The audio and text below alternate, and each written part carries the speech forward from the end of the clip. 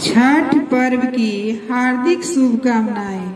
मैं मीना सिन्हा छठ का गीत सुना रही हूँ। जो भी मेरे चैनल को सब्सक्राइब किए हैं दिल से आभार अभिनंदन। जो नहीं किए हैं प्लीज मेरे चैनल को सब्सक्राइब करें, शेयर करें, लाइक करें, कमेंट करें। धन्यवाद।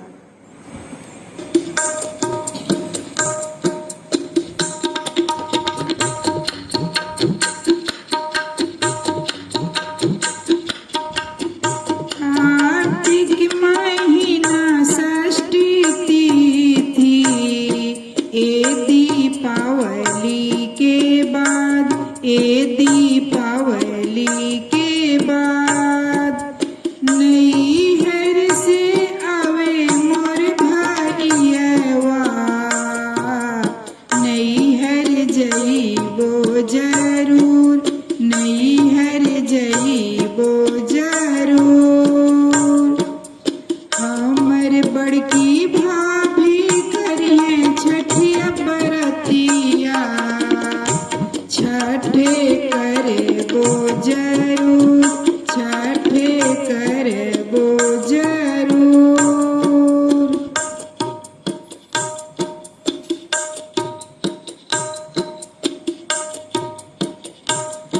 हमर स्वामी जइहे हाट बजरिया, फल सुप लई है जरूर, फल सुप लई है जरूर।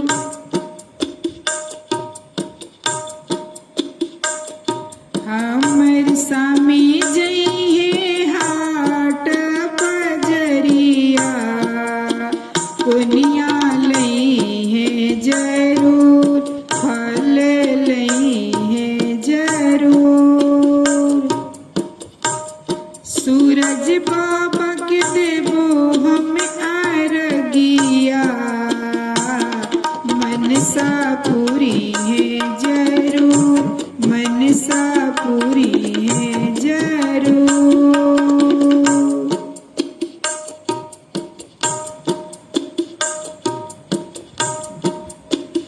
कार्तिक महीना षष्ठी तिथि, ए दीपावली के बाद, ए दीपावली के बाद नैहर से अइले मोर भतीजेवा, नैहर जइबो जरूर, नैहर जइबो जरूर।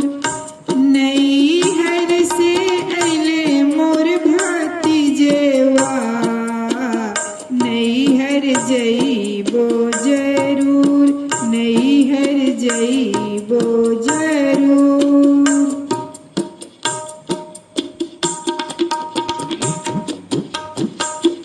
हमर बड़ छोटकी भाभी करिए छठिया बरतिया, छठे करबो जरूर।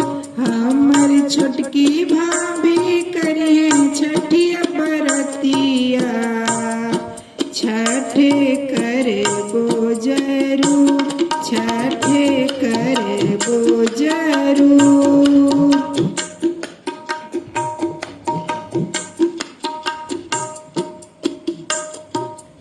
हमर बेटा जइहे हाट बजरिया, केलवा लई है जरूर। हमर बेटा जइहे हाट बजरिया, नारियल लई है जरूर, नारियल लई है जरूर।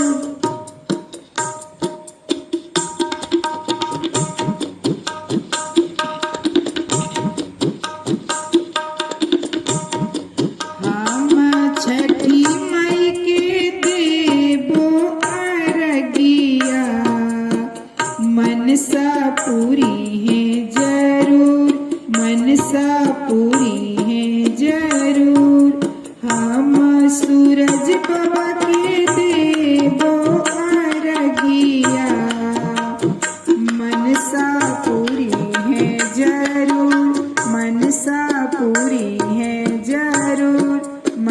मनसा पूरी है जरूर, मनसा पूरी है जरूर।